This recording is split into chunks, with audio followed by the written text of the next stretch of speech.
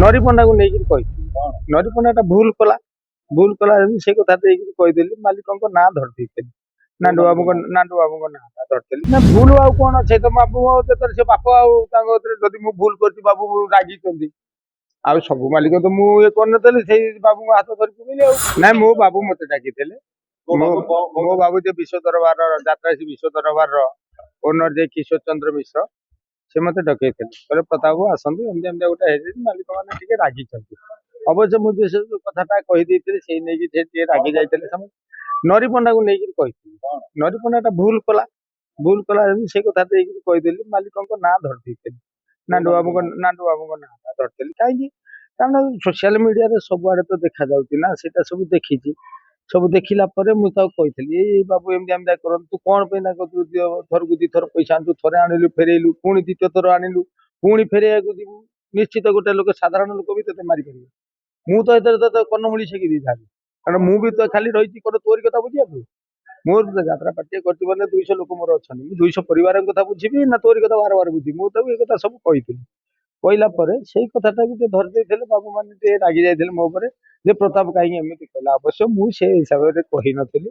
ମୁଁ ଜଣେ comedy artist ମୁଁ ତେଣୁ କରିକିରି ମୁଁ ଗୋଟେ କମେଡି ହିସାବରେ ତାକୁ ଏକ ଦୋଷାରୋପ କରିକି ତାକୁ ସବୁ କହିଥିଲି କିନ୍ତୁ ସେଇଟା ଗୋଟେ ବିରାଟ ରୂପ ନେଇକି ଚାଲି ଆଇଲା ଯାହାଫଳରେ କି ବାବୁ ମାନେ ସେଇଟା ମନ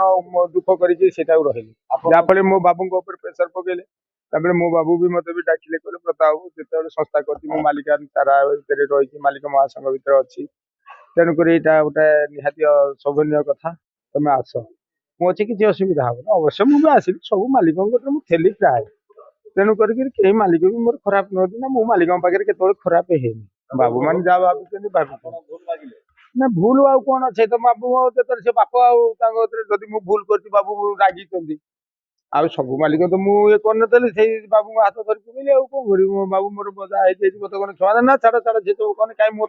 ମୋ ସଂସ୍ଥା ତମେ ନା ମୁଁ ଚିହ୍ନିନି କହିଲେ ନାଇଁ ଆଜ୍ଞା ତ ଚିହ୍ନିଲେ ବି ସେଟା ମୁଁ ଜଣେ କଳାକାର କାଲି ଅଛି ଆଜି ଅଛି କାଲି ଯେ ଆପଣଙ୍କ ସଂସ୍ଥାକୁ ନ ଯିବି ସେଟା ମାନେ ନାହିଁ ତେଣୁ ଯାହାହେଲେ ବି ସେଟା ଭୁଲ ଠିକ ମୁଁ ଆଗରୁ କହିଦେଇଛି ଗୋଟେ କଥା ତେଣୁକରି ମୋ ମାଲିକ ମାନେ ମୋ ଉପରେ ଦୟାର ହାତ ବଢେଇ ଦେଇଛନ୍ତି ମୋ ମୁଣ୍ଡ ଉପରେ ଯାହାଫଳରେ ମୋ ଉପରୁ ବ୍ୟାନ ହଟେଇ ଦେଇଛନ୍ତି ମୋ ଦବଦପା ଜାରି ରଖିପାରିବି କିଛି ଅସୁବିଧା ନାହିଁ ଆପଣ ମାନେ ଦର୍ଶକ ବନ୍ଧୁ ବି ମୋର ଦେଖିପାରିବେ ଆଉ ଭାଇଆ ମିଡିଆ ମାନେ ସମସ୍ତେ ବି ଯାଇକିରି ନା ସେଇଟା ମତେ ବାବୁ କହିଥିଲେ ଯେ ଆସିବା କଥା ବାପି ବାବୁ ଆସୁଛନ୍ତି ବୋଲି କିନ୍ତୁ କାହିଁ ମୁଁ ଏଠି ଦେଖିଲା ବେଳକୁ ବାପି ବାବୁ ଆସିନାହାନ୍ତି ହଁ ନିଶ୍ଚିତ ସେମାନେ ଅଛନ୍ତି ମୁଁ ଆଗକୁ ଆଇଛି ଆଗକୁ ଆସିଲି ବୋଲି ଏଠି ଯାହା ସବୁ କହିଲି ସେଠି ଯାଇ କହିବିନି ନା ସମସ୍ତେ ବି ଜଣେଇବି ସେ କଥାଟା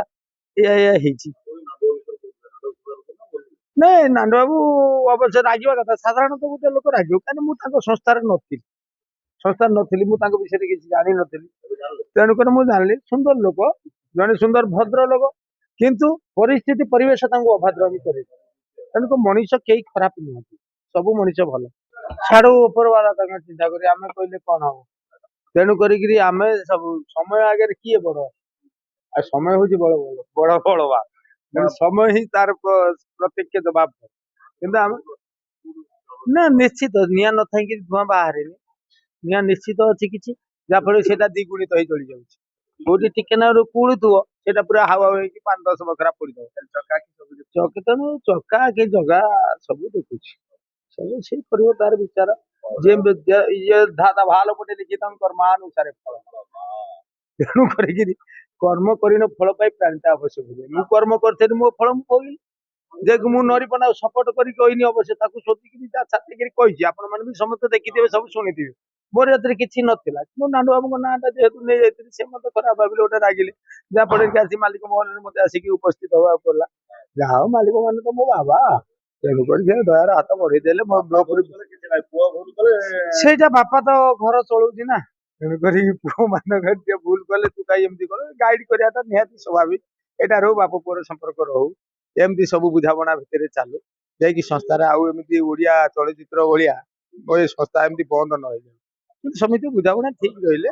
ଯାତ୍ରା ଚାଲେ ନା ମୁଁ ଯୋଉଟା କହିଥିଲି ଅବଶ୍ୟ ନରିପଣାକୁ ଆକ୍ଷେପ କରିକି କହିଥିଲି ତୁ କଣ ପାଇଁ ଏସବୁ ବାହାର କହୁଛୁ ମୁଁ ତ କାହିଁ ଏପର୍ଯ୍ୟନ୍ତ ମୁଁ ଆସିକି 39 ବର୍ଷର କଳାକାର ହେଲି ମୁଁ ତ କାହିଁ ଯୋଉ ପାଟିରେ ଟଙ୍କା ଟିକେ ଧରିଲି ସେଇ ପାଟିରେ ମୁଁ ଚାକିରି କଲି ମୁଁ କାହିଁ ଦ୍ୱିତୀୟ ଥର ହେଇପାରୁନି ତେଣୁ ସେଇଟା ହେଲା ପୁରୁଷ ମର୍ଦ୍ଦ କା ବାତ ହାତୀ କା ଦାନ୍ତ ସେଇଟା ମଣିଷର ସଦା ସର୍ବଦା ଜାଣିବା ଦରକାର जेहेतु तुम मर्द तुम पुरुष पणिया तुम अच्छी पुरुष पणिया ताले तुम जो जोटा कथा कहीदेल सेटा वचन दे हार नहीं तू बेटी दे हार मैंने वचन देल वचन की दरिद्रता वचनटा देदेल बोली सेटा की दरिद्रता भाविकी तुम जब ये नहीं जाए सीटी नहीं जाए सीटी नहीं जाए सीटी नहीं जाए सब आड़े नहीं जाए चलीगला लाभ कौन पाइल जहाँफल कि सब कंट्रोवर्सी भितर को पशि आसिल जहाँफल जोटा है गंडगोल जो आज एमती द्वारस्थ हवा पड़ा कलाकार सबरी क्षेत्र में जय जगन्नाथ मो दर्शक बंधु मान मोर कोटि कोटि नमस्कार जहाँ जदि कही भूल कही ठीक कही आपण मैंने तार विचार करेंगे आज्ञा पुणी कि आसूची मो उपर ब्यान हटि जाए संपूर्ण मो बाबू मैंने मो उपर ब्यान हटे देते मु बर्तमान संपूर्ण मुक्त मुक्त आकाश विहंग परी उड़ी चलिली पुणी 25-26 यात्रा श्री विश्व दरबार पुणी देखा आज्ञा रही नमस्कार।